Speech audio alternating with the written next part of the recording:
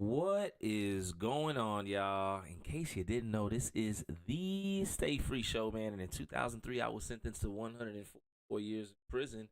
I promise you, that's a true story. I began telling my story, and listen, every single month, I get to reach millions, millions of people, right? But more specifically, right now, I get to start doing the thing that I really wanted to get into. I love creating content and telling the story of prison, but I love getting up here going live so I can have the conversations with the people, man. I want to be able to support the people that support the message. You understand what I'm saying? Because I've been on this mission every single day to make content, to tell a part of the story of what prison really is. Not glorifying, not trying to glamorize it, not trying to water it down, but legitimately trying to educate the rest of the world to what prison is in case they don't know what it is, man. Travis Steves, I see you, man. Everybody that's in the building, man. Everybody that's in the room right now, man. I appreciate y'all. I need y'all to go ahead, share it on out, man. Let people know we in the room right now. We're getting ready to have a real conversation, man. You understand me? There's a lot to talk about. Honestly, there's a lot we can talk about. But something that was on my mind today was the importance of a team. And I'm going to tell you why. Because we live in a culture right now where it's kind of common. You hear this term, especially with the younger people, about sliming each other out. I seen a post on social media where a young man said that if any of his people from the block tried to leave and go do better, that he was going to have an issue with them. Basically, he didn't want them to survive off of the block. We live in a time now where, in case you didn't know, extremely important to have the right team, man. A lot of us that went to prison, if we're going to be all the way clear, all the way true, a lot of us had co-defendants. A lot of us were in situations, if we look back, we probably didn't want to be or shouldn't have been. It's because we were running with the wrong team. You understand what I'm saying? There's a good percentage of us that's trying to win championships with people that ain't trying to win championships right now. So my word before I get into this, and I want y'all, if y'all got questions, please put the questions in the chat, man. But as we get into this thing, man, take a look at your team going into 2026. Take a look at the people around you. It's okay if you've outgrown people, man. You're not obligated to be on the block forever. You're not obligated to run with your people forever. Not saying that you better, worse, and no, it's just sometimes y'all going this way. I want to go this way now. And I want to encourage every single person that's paying attention and listening to this stream because we in December, y'all. 2025 is over with. We are in 2026. You understand me? We already in this thing. I need y'all to go ahead and go the direction y'all want to go. Not what society said, not what your people want. All that, man. Caitlin, I see you in the building. I got one of my moms. I got my mom. Higher Path. Let's get into it, man. Somebody said, Higher Path said, what is the moment someone loses their mind in prison? I can't. That's not a real, Ronnie, I see you, man. That's not a way. I can't really answer that question, I guess what I'm saying, for everybody. Ken Jones, I see you. I can't. Because every man has his own breaking point. Every woman that's in there, if they break. But typically, everybody on the inside of those walls called prison does have that moment. Tracy, I appreciate they do have that moment. Incubus, thank you. You understand what I'm saying? No man that I've ever met personally that's been behind that wall, JC, I see you, nephew, has ever gone without having that moment where they were on the edge. And here's the thing, some people go over the edge. Some people go over the edge. Some people hang on tight. But I'll tell you a quick story. 2 quick stories, as a matter of fact. Somebody said, how you get by with serving only 10%? My sentence was 144 years, all suspended, but 19. In the Commonwealth of Virginia, you got to do 85% of your time. I did a little bit more than that.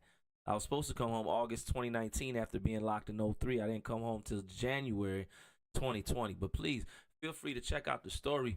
Y'all see the book. But listen, man, 2 individuals I know. One of them was a good friend of mine. He used to get money. He used to play poker. Woo, what the? Ronnie, y'all, I appreciate you. I really do appreciate you, man. That's crazy. I ain't never seen one of them before. Man. That's crazy. I appreciate the love. a good friend of mine. He used to get money. He had a woman that come see him.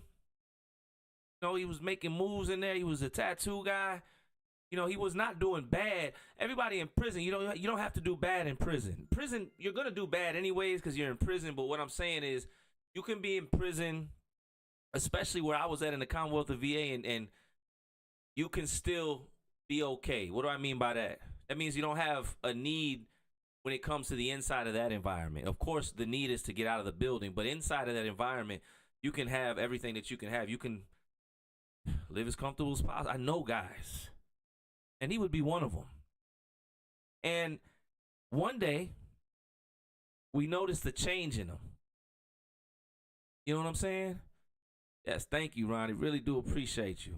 But one day, we noticed the change in him. And what happened was he went from somebody that used to talk fly.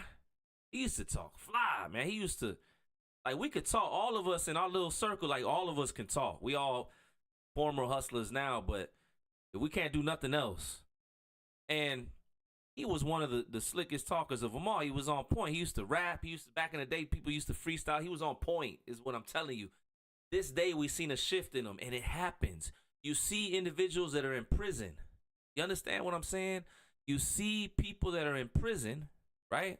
And you see this shift that occurs. You cool. One day you're celly, cool. Y'all playing chess. Everything's normal. And then you walk in the cell. He got the 1,000-yard stare. He just like this. Usually it starts with the stare. When I used to be in a dorm, especially when I was in there long enough, right?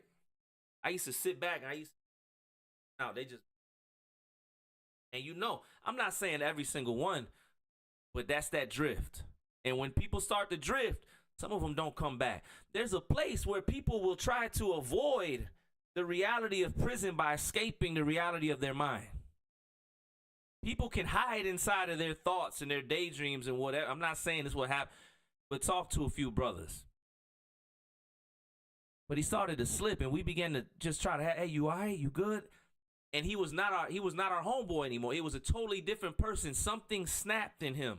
We would find out years later because we couldn't get a verbal explanation then. He went from somebody that had the Levi's off commissary, all that, to somebody that we had to make sure we could pull his clothes up around him so he was dressed. Because he was starting to unravel at the mind, man. It happens. So it's a good question. But again, it's different for every person, and every person doesn't necessarily unravel. Some of us, we're like, yo, we got to live. Another individual I know, young man, Super News. He reminded me a lot of who I like, the younger version of me by this time when I was in the system. I was older than him already by about at least 10, 12 years, whatever. Excuse me. And one day, at like 1:30 in the morning, one of the youngins taps my bunk. At this time, I'm on St. Bride's Correctional. And I'm going to get to that question too. I'm going to, Caitlin, pin that one for sure. And Benny, I see you. But this time on St. Bride's Correctional Center, what happened was I was given the opportunity to be a senior elder. That means I was the lead elder, lead mentor in the reentry program, whatever. And I wasn't supposed to be respected. That position wasn't respected, but they gave me this position in the prison because I was respected. And I wasn't respected because I was respected because I was cool with everybody. Like, I was just cool with it. Like, I'm respectful to you because I want you to be respectful to me. I know we in prison, but bro, it's not that serious. That's how I used to.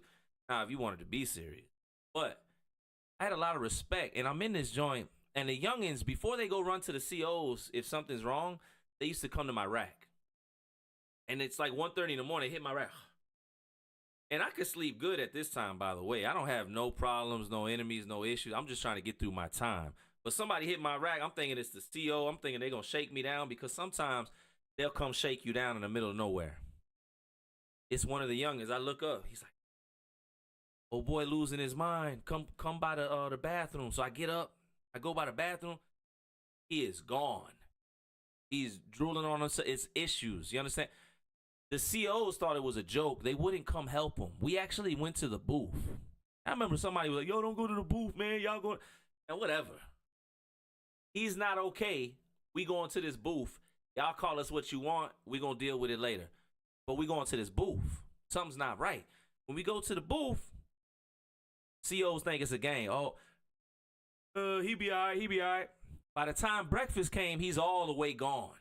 The whole night he was walking around in the dorm, standing over people's beds. Basically, I don't know. I'm just going to say he was not right. By the time they got him help, he wasn't even speaking English anymore. He was just making sounds. Whatever was going on with him mentally, he started to regress immediately. And what happens, by the way, in case you were wondering, when you start to slide too far, you know what I'm saying? When you start to slide too far down the rails, Jorge, I see you, man. Yo, they send you to they send you to those places that aren't prison, but the mental institute. There you go. And you're sitting over there. Somebody, Caitlin said, shout out to report.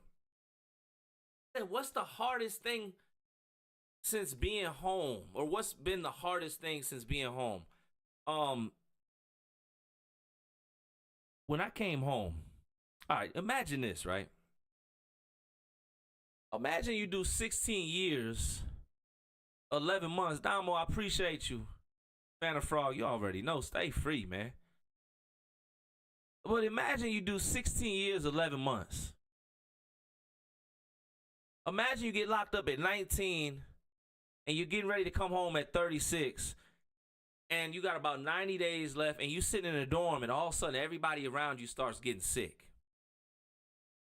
Okay?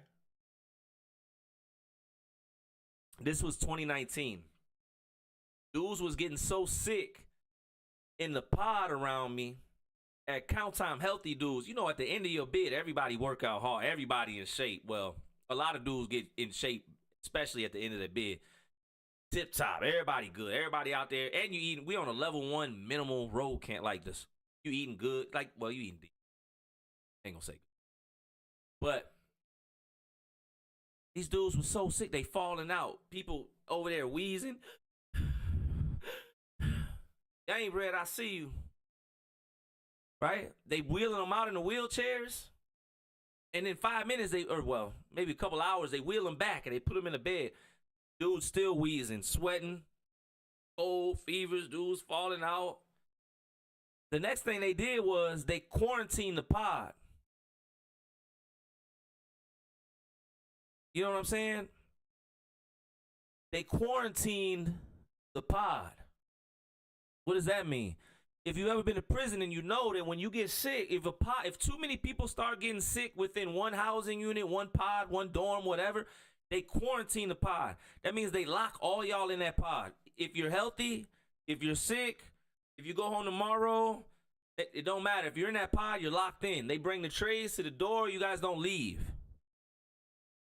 You're in there.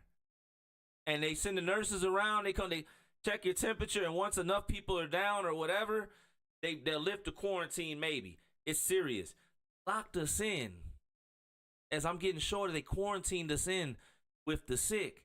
And this is right before the pandemic. It was really scary, y'all. But we didn't know what it was before then in 2019. They weren't using the word. So we ended up being, few of us, very few, we ended up being okay. You know what I'm saying? And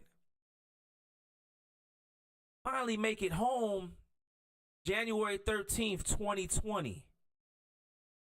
The only things I remember, the next two things I remember after getting home was the tragedy with Kobe Bryant, his daughter, and the passengers on the helicopter, the other people. And then the pandemic was here. Can you imagine? You know what I'm saying? So, if I sold, can you imagine waiting 17 years, fighting, get through, you finally get time to leave prison, and then you walk into what looks like the world is about to end.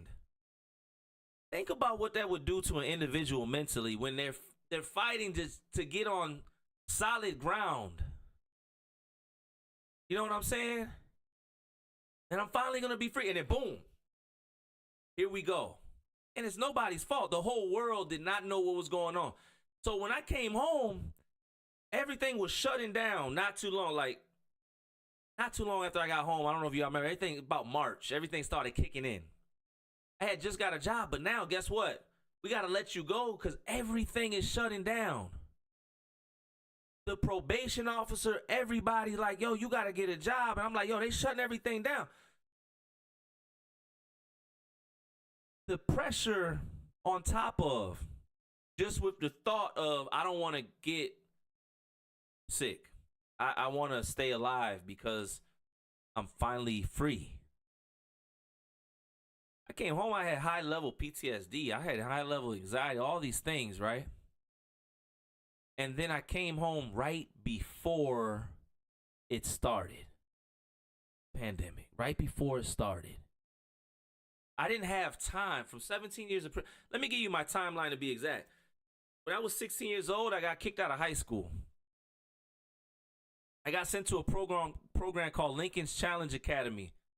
Like 6 months, 7 months. It's ran by the Army National Guard. It's like the worst kids in Chicago go there, all over Illinois, whatever. Y'all can look it up. I wasn't really bad. I just used to always get into altercations. I was light-skinned, so, you know, I used to get picked on, honestly, till about 6th grade, and I started sticking up for myself. And the other thing was, after that, I went to the military at 17. Oh, you can't go to the military. Yes, you can. You can enlist in the military at 17. Your mother or father has to give you permission. They got to sign a form themselves. But you can, and I did. So I went from Lincoln Challenge to the military. I got in trouble in the military, came home, got in trouble, went to prison. So from 16 to 36, basically institutionalized. Being honest with you, from 16 to 36, basically institutionalized, and then W. Dill, what's good? And then no time to decompress from all that trauma that prison was, because it was right back into the trauma again. You know what I'm saying? It was a wild situation, man. So it was a multitude of different things. I almost got tricked up on probation because my probation officers weren't keeping track of the individuals that was on probation. Wise guys, see you, man. For sure. Appreciate y'all. But I remember, I'm like, yo, I'm on probation. Am I good? Y'all got me? Like, I'm trying to call. They put me on call-in status because they didn't want nobody to report. One time I called, I needed to get some help. And when I called, my probation officer didn't even work there no more. This happened 2 more times. One time they moved the whole building of probation outside of the county that they're doing probation for.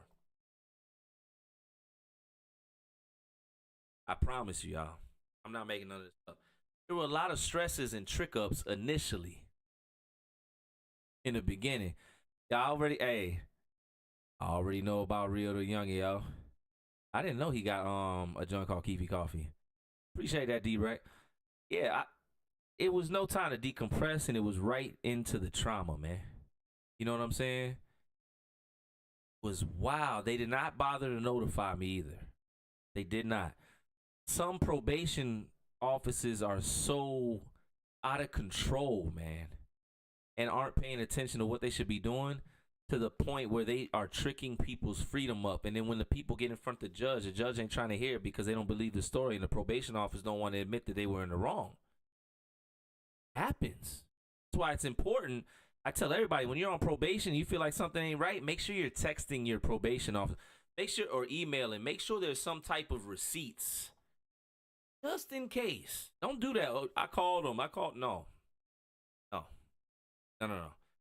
You go to the office, or you do call them, record the conversation or something. I'm telling you, man. And there's nothing wrong with doing that.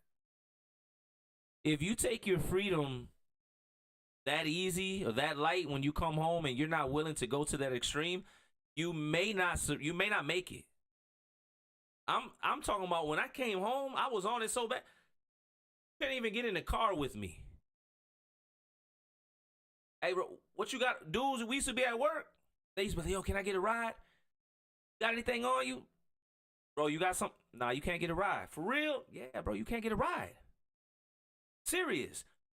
And then I'm looked at funny because everybody is used to just giving them rides. And guess how many dudes and got tricked up? You giving somebody a ride and they got something on them. They ain't want to take it.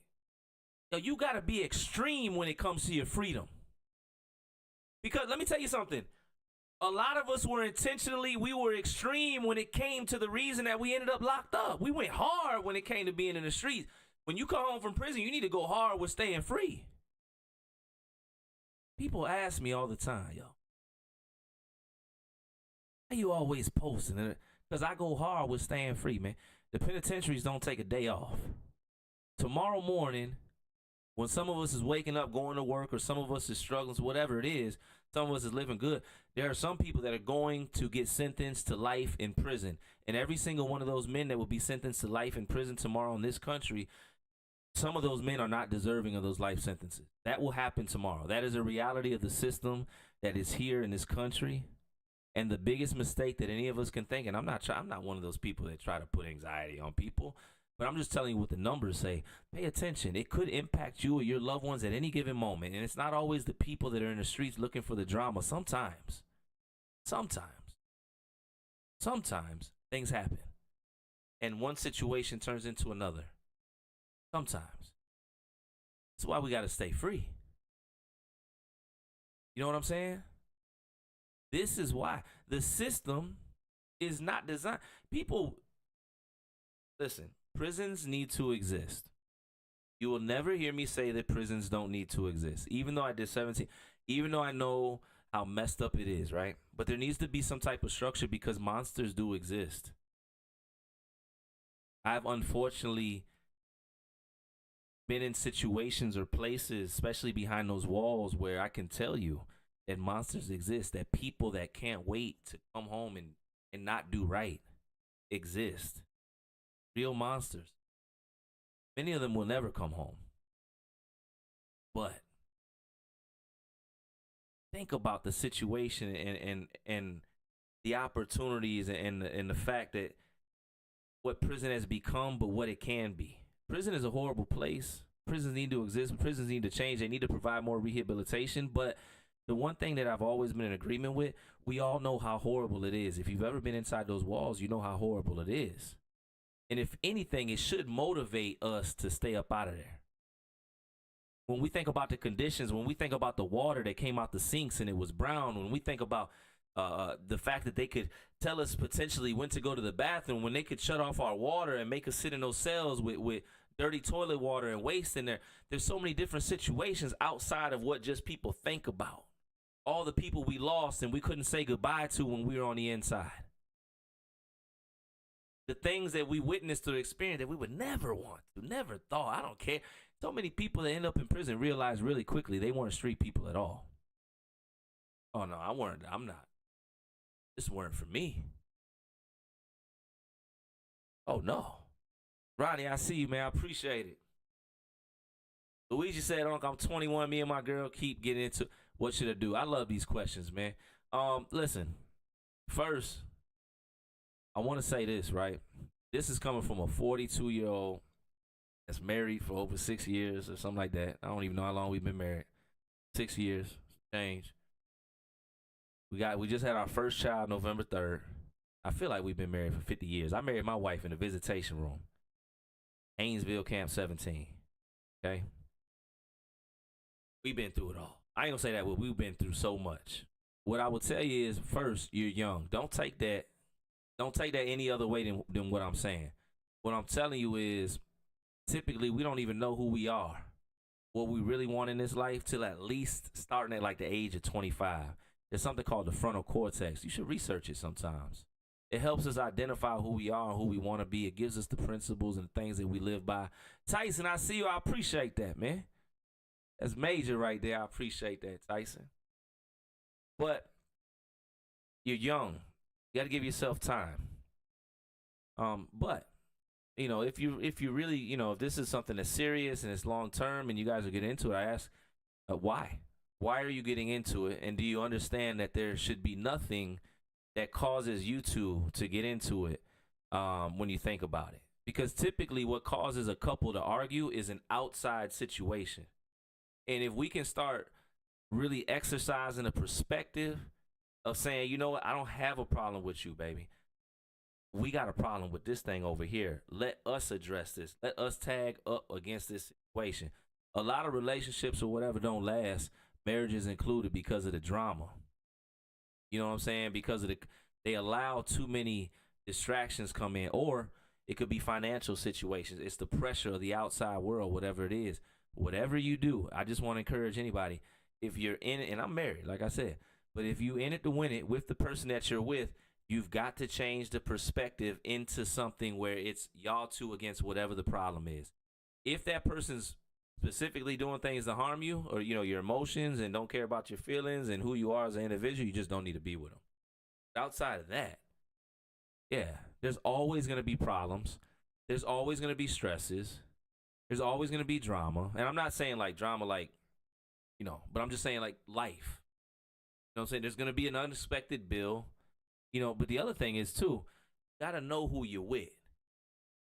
You know what I'm saying? Like, you got to know who you with for sure. Like, take the time and don't be afraid to go through some things with the person, argue them, all that, man. South Dakota, I see in the building. Somebody said they thought it was Fauci. Listen, man. That's my nephew, man. No, I don't even know. Y'all, listen. I appreciate it. Travis, Ronnie, everybody, man. Everybody appreciate y'all, man. I really, really, really, really do, man. This is a Stay Free show where I get up here, I answer questions. I'm glad and I'm grateful to support. I'm motivated. I'm up here every single day. You know what I'm saying? Somebody said, did I ever get phone check? Yeah, I got phone check at the end of my bid. At that, they put me on a level 1. Everybody was coming from the jail, so they didn't really care who we was as far as who was in the prison system and how long we were locked up.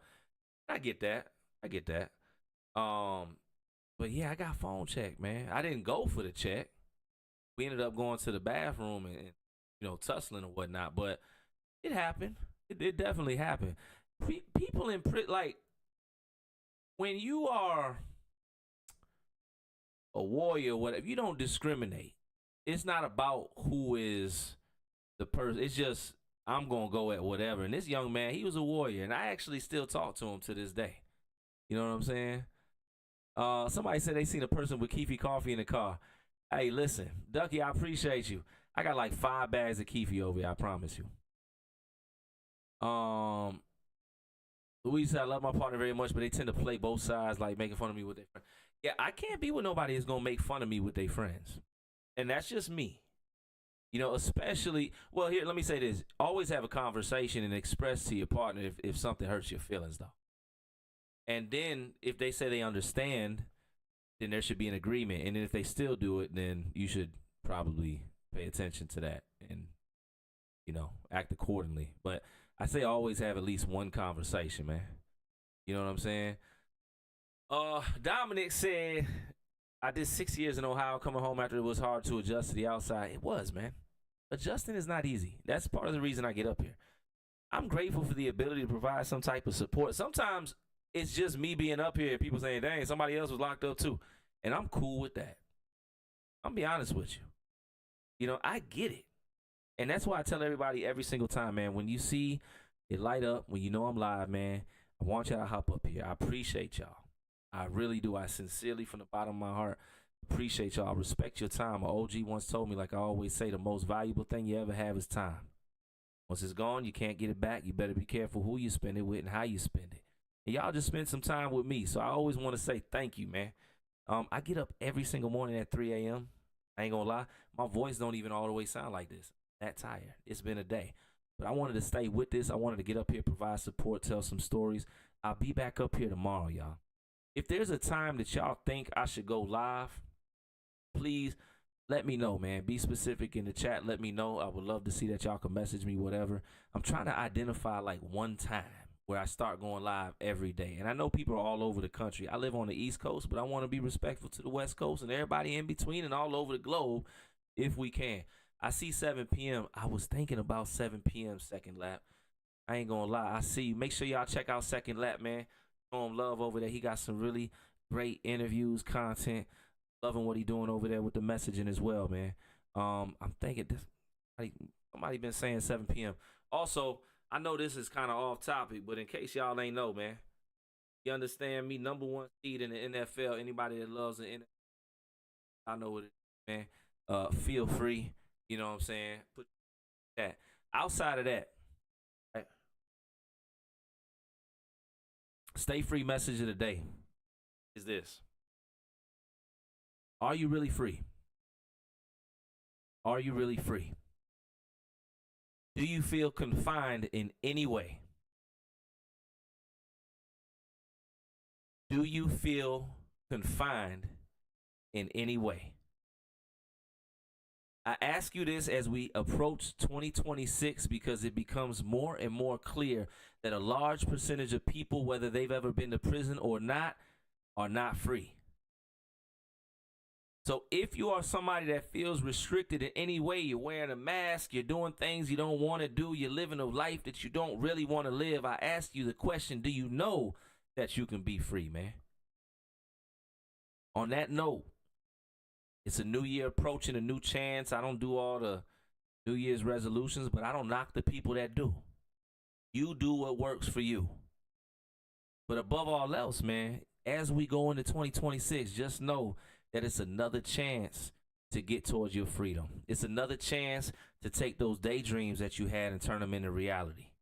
It's another chance to get up, rewrite the narrative, break the stereotypes, and do the unexpected. That's the type of time we on going into 2026. We is not playing no games, man. This is the Stay Free Show. I wish y'all the best, and I look forward to connecting with y'all every single day. Lizzie, I see you. I'm a mom. I'm never free. Truth be told, I'm a dad. I'm never free now either, man. I'm free from everything but my son. But let me tell you something. And there's no better feeling, man. Salute to y'all, man. Shout out to y'all. Thank you as always for supporting the content, the message, all that. I can't do it without y'all, man. Until next time, y'all know what it is, man. Stay free.